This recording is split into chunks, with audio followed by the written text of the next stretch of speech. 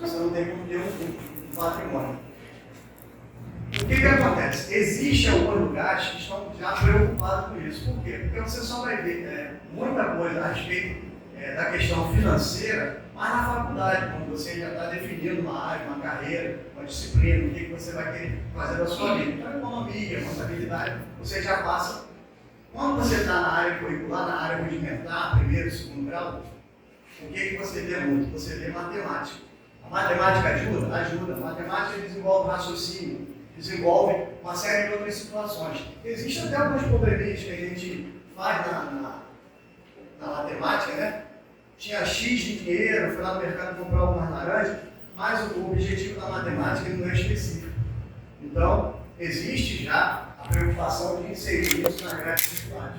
Inclusive, nós vimos alguns programas de domingo à noite, né? E eles mostram que já se faz alguma coisa no sentido de dar algum dinheiro para as crianças e pedir para elas irem ao mercado, fazer alguma compra, para entender como é que elas raciocinam, como é que elas pensam no dinheiro. Então, a importância de ter conhecimento sobre a área financeira, ela vem desde pequenininho. Nós destacamos aqui o cartão de crédito, por exemplo, porque o cartão de crédito, pelo menos a grande maioria das pessoas tem. Né? Então, é um exemplo.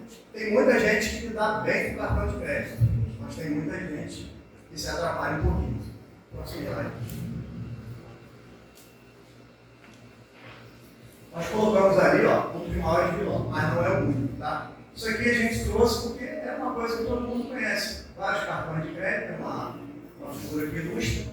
Tem muita gente que tem muito cartão de crédito, né? Tem muita gente que tem pouco. Eu gosto de pouco, eu tenho 2 cartões, um de crédito e um de débito. Mas o mercado ele facilita muito isso. Tem vários bancos, as pessoas são oferecidas vários créditos. Isso pode ser um fator bom, mas também pode ser um fator ruim. Quantos cartões de crédito uma pessoa deve ter? Ali faltou uma palavrinha, né? Eu revisei isso umas 2 vezes, mas acabei esquecendo. E qual o valor do limite de crédito? Se você sabe trabalhar, sabe administrar um cartão de crédito, tudo bem, você pode ter mais de um cartão. Mas o raciocínio é que você tenha dinheiro suficiente quando você usar para você pagar todo o crédito que você tem. Então, vou dar um exemplo. Cada cartão você tem 5, você tem 2.000. Aí você precisou, ou por algum motivo você quis ir lá e usar esse crédito. Você tem que ter 10.000 para pagar. Porque se você não tiver esse 10.000 para pagar, o que vai acontecer? Vai chegar no final do mês, as contas vão vencer, e tem um bancário aqui, o que acontece? O juro do cartão de crédito é bem pesado, né? O juro do cartão de crédito. Aí começa o problema. Se você trabalhar, o problema não está na quantidade de cartão, mas está no valor que você gasta e você não tem para pagar. Porque as consequências quando você paga o cartão andado, você não tem problema nenhum. Você só vai ficar com aquela unidade, muitas das vezes, ela é distribuída ao longo do ano. Mas se você fizer uma compra de 2.000 e você não pagar, e você protelar e for pagando parceladamente, o que vai acontecer? É igual ao crédito. E o juro não é baixo. E aí o que acontece? O seu dinheiro ele passa a devendo. Você perde o poder porque você está gastando muito. Qual o limite de crédito? O limite de crédito é justamente esse. Você tem que ter. Essa é a consciência nossa. Por quê? O que o banco faz? O banco ele dá limite de crédito para você, ele olha o teu salário, olha a tua renda, olha o teu imposto de renda e te dá o crédito. Mas esse crédito ele foi avaliado naquilo que você ganha. Aí vem outro banco e faz a mesma coisa. Só que ele não reduz o crédito que você já tem. Então, a sua capacidade de pagar, ela não aumenta pegando mais de cartão. A sua capacidade de pagar, ela permanece a mesma. Então, o banco que dá o segundo crédito, ele tinha que saber que você vai ter um crédito lá para você não gastar. Quer dizer, você tem mais facilidade e outra coisa também. O que o cartão de crédito faz? Chega no final do mês, no meio do mês, não tem mais dinheiro, o que acontece? Você vai lá e compra. Mas você tem que ter uma consciência. Por quê? Porque chega no final do mês, o que acontece? A fatura chega. Próximo. Agora eu vou falar sobre controle. Talvez se interesse aqui, o pessoal também administra, né? Nós sabemos que o pessoal que já trabalha na igreja, na área de tesouraria, né? Mexe com finanças, ele entende aí que tem balancete, tem a situação. Mas quem não mexe com isso, O que acontece? As pessoas elas não têm o cuidado de fazer a reunião de informações para poder tomar decisão. Então, coloquei ali, ó, é o meio pelo qual uma pessoa administra seus recursos financeiros através da reunião de informações referentes aos seus ganhos e gastos. Aqui é uma linguagem bem simples para o pessoal entender. Ou melhor falando, das suas receitas e despesas. E aí eu pergunto, quanto eu ganho? Quanto eu gasto? Muito poucas pessoas fazem essa reunião. Alguém chega no final do mês e perde 10 minutos para poder anotar quanto é que está ganhando, quanto é que está gastando, para poder entender melhor como é que se faz, como é que não faz. Isso é muito pouco, é muito difícil. Eu faço todo mês porque eu sou da área, então tem um programinha, né? Já tenho junto todos os comprovantes, todos os documentos, e aí já sei quanto eu gasto, já sei quanto eu ganho, mas todo mundo deveria saber quanto efetivamente gasta e quanto efetivamente ganha. Porque sem isso você não pode caminhar para frente. Se você não controlar isso, o que vai acontecer? Vai acontecer um desequilíbrio e, consequentemente, se você não administrar bem, você vai ter prejuízos com isso. Bem, eu coloquei aqui, ilustrando, né, para a gente poder desenvolver o raciocínio. É recomendável que seja feito através de registro que possibilite análise. Muita gente tem dificuldade, mas nós temos 3 opções aqui, somente para ilustrar. O celular, para a galera que é mais nova, que está acostumado a lidar com tecnologia, também é bom de visão. Eu tenho problemas com telas pequenas, então eu gosto muito do computador, que a tela é maior. E aí você pode, tanto por aplicativo, ou se não domina o aplicativo, não gosta, pode também fazer um bloco de notas, bem simples, o importante são as informações. E o notebook, planilha eletrônica, todo mundo conhece, o Excel, né? O programa Office, lá que tem as planilhas, fica mais bonitinho, você pode acrescentar fórmulas, e aí localiza tudo, fica tudo de uma maneira mais fácil. E quem não tem celular, quem não tem computador, vai ter um caderno e uma caneta, que é aquele registro rudimentar que todas as pessoas têm em casa, um caderno, uma agenda, uma caneta. E aí pega uma folha, bota lá o que ele ganhou, bota na folha, bota o que ele gastou, e a partir daí você vai ter um registro, vai ter um controle para você poder analisar a sua situação, a sua vida financeira. Ó, o que nós trouxemos aqui? Um modelo bem rudimentar, não diria nem que isso é balancete, nada, eu aproveitei e fiz uma planilha com 2 colunas, né? A gente pode interpretar isso aí como se fosse 2 páginas de caderno. O importante aí é que a gente tenha as informações. Então, do lado do ganhos e receitas, eu coloquei ali salário de R$ 1.500, renda extra eventual de R$ 1.500, seria o que o pessoal da antiga entende por descarte, né? Se você temos empresários aqui, aí nós temos ali no lugar de salário prolatório, renda extra a gente poderia botar dividendos, né? Distribuição de lucros. Se você é autônomo, poderia colocar lá quantos serviços você prestou durante o mês. Lá embaixo tem uma colunazinha que totaliza isso. Do outro lado, despesas comuns. Aluguel, R$ 1.000, energia elétrica, 400, supermercado 800, assim por diante, totaliza R$ 3.000. O que é interessante aqui? Essa planilha, ela é o ideal? Não, ela é uma planilha que ela está fechada. Tudo que a pessoa ganhou, ela também gastou. Mas se tiver uma emergência, se tiver alguma coisa, tem onde tirar. A gente já viu o cartão lá atrás, vai ter que entrar no cartão e fazer o empréstimo. O ideal seria que o lado da receita tivesse maior, estivesse sobrando. Para o quê? Para você pelo menos começar a contar. Então, você tem um registro, você pode avaliar. As pessoas não enxergam a importância de fazer registro, mas gasta no máximo 10 minutos por mês, e as vantagens são grandes. Você imagina, você tendo isso aqui no seu controle, você pode avaliar, por exemplo, a energia elétrica. Estou gastando muito, estou gastando pouco, o Júlio aqui sabe que a gente fez, vou citar o exemplo aqui. Nós tínhamos um ar-condicionado no escritório, janela, e nós ligávamos ele, pelo menos eu, ligava ele meio-dia, e ele já levava uns R$ 700 de luz por mês. E nós trocamos para um dual inverter, né? Dual inverter, com 70% de economia, e nós precisamos gastar R$ 200 por mês. O que acontece? Você economiza R$ 200 a R$ 300 por mês, em 10 meses nós pagamos o equipamento e agora nós estamos tendo lucro. Essa é a ideia de você ter um controle para você poder analisar suas despesas. Eu peço a atenção de vocês para a questão do salário, tá? O valor do salário, que é importante para a gente poder analisar. E a outra situação também, supermercado. Então vocês guardem ali o valor de R$ 1.500, supermercado 800, e mais na frente nós vamos fazer um exercíciozinho com esse número aí. Nós vamos falar agora sobre desperdício, né? Tudo aquilo que se perde e não se consegue aproveitar, aquilo que é jogado fora. Tudo aquilo que é jogado fora foi adquirido e teve um valor pago. Tá? Então, você está perdendo, mas você está jogando dinheiro fora quando alguma coisa estraga. Alimentos perecíveis, quantidade de alimentos em quantidade maior do que o consumo, não se conseguiu utilizar o alimento no prazo de validade.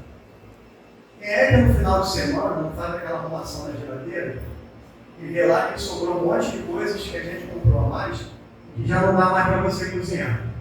Tem gente aí, nas donas de casa, sabe, às vezes, que chegando ali perto de vencer o alimento, vamos fazer um sopão, né? Pega tudo lá, descasca, separa tudo, faz e aproveita. Mas muitas das vezes as pessoas acabam comprando mais do que vai consumir. Por exemplo, eu quando vou fazer compra na feira, se eu estou sozinho em casa, eu não compro mais do que 4, 5 bananas, eu vou no supermercado, porque na feira vende 12. Se eu comprar 12, eu vou jogar metade das bananas fora, porque elas vão estragar antes de eu ter como consumir. Eu não consigo comer uma dúzia de bananas numa semana.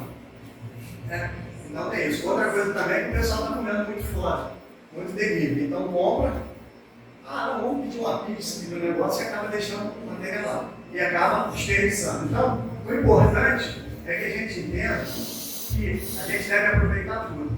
Se você está fazendo as compras e a ideia do desperdício, a gente escolheu aqui alimento perecível para ilustrar bem o que a gente está falando. Mas a ideia de desperdício, ela não só se prende só à alimentação. Ela se prende à energia elétrica, por exemplo, aqui, a várias outras situações. E se você quantificar isso, se você medir isso, você vai se surpreender. Porque você pode estar aproveitando esse dinheiro para fazer outras coisas. Água, roupa, tudo mais, né? Vamos para frente. Então, aí ali eu coloquei uma ilustração, né? Porque nós estamos falando de um assunto que todo mundo conhece, tem dentro de casa, né? Os alimentos perecíveis são mais comuns de estragar. Quem costuma ir para a geladeira, né? Foi o que eu falei, jogar alguns alimentos fora, estragar antes de serem consumidos. Agora o exercício financeiro, né? Agora a gente começa a entender a lógica dessa questão. O desperdício de 20%, considerando a nossa planilha de exemplo, o supermercado foi gasto R$ 800, vezes 20%, dá R$ 160 por mês. Então eu peguei ali o que eu gasto no supermercado, considerei o desperdício pequeno de 20%, tá? Só para efeito de raciocínio, para a gente poder entender como é que funciona isso dentro da questão numérica, deu R$ 160 por mês. E se formos verificar quanto isso dá por ano, ele vai dar um valor de R$ 1.920. Aí eu coloquei aqui uma orientação, aqui um destaque, né? O valor que o 13º, do exemplo da nossa planilha, receberia, maior. Se você lembrar que eu falei, vamos dar atenção para esse valor de 1.500 aqui, que é o valor de salário, o assalariado, o trabalhador, ele ganha o valor de um 13º salário, que é o valor correspondente a um salário do mês, no final do ano. Aquele desperdício de 20%, somente 20% nas contas do supermercado, daria um valor maior. E quem recebe férias sabe que férias é crescida de 1/3. Seria aí 1.950, não chegou perto. Mas chegou perto do valor referente ao pagamento de umas férias. Simples e puramente pelo desperdício de 20% no mês. E um único detalhe: pode haver desperdício em todas as áreas do seu orçamento. Tá? Então, essa questão do desperdício, ela é especificamente para mostrar a gente o quê? Que a gente pode avaliar cada ponto do nosso orçamento doméstico. Isso se aplica também à loja, tá? Esse raciocínio para tudo, ele serve para a nossa vida. Se a gente puder minimizar todos os desperdícios que a gente tem na nossa atividade, seja nossa atividade residencial, comercial, isso vai fazer com que a gente sobre dinheiro.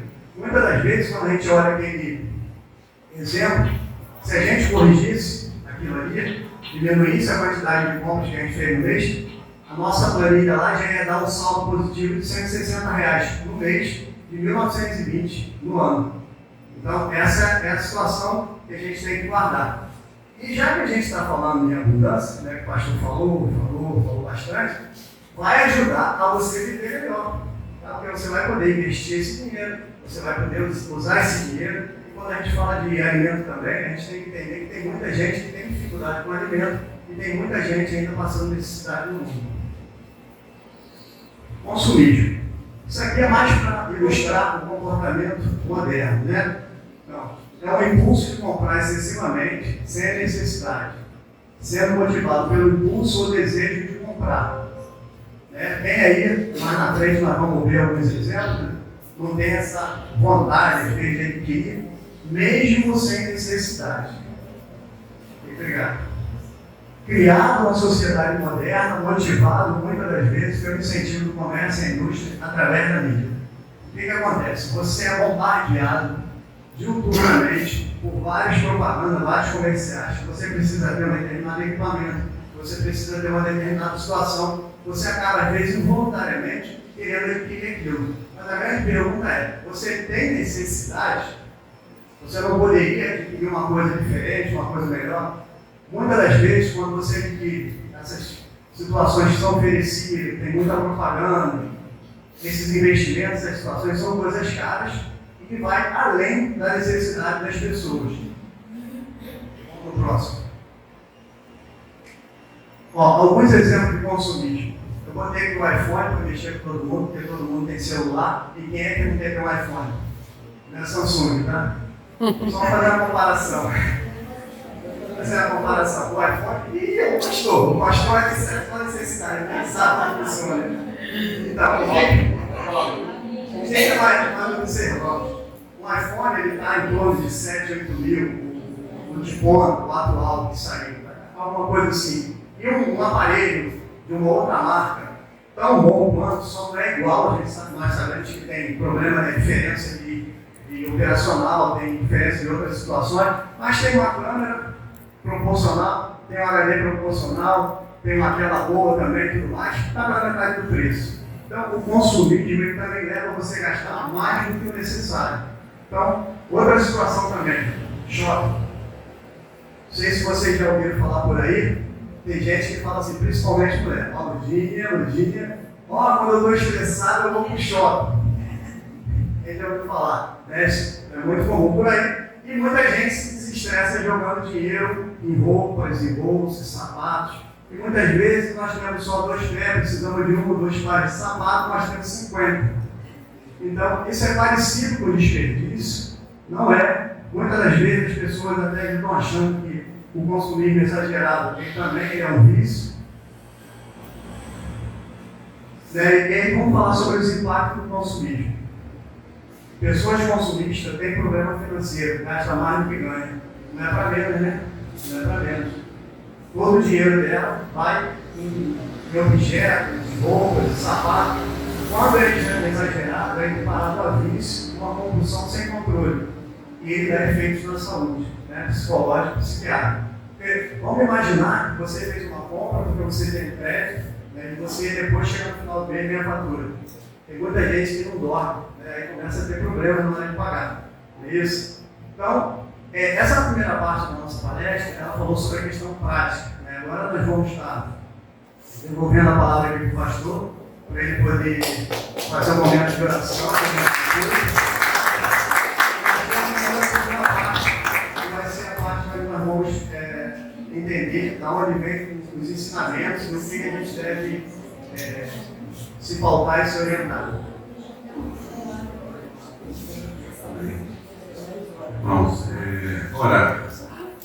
Eu acho que tudo vai começar a mudar. Eu estou dizendo que esse dia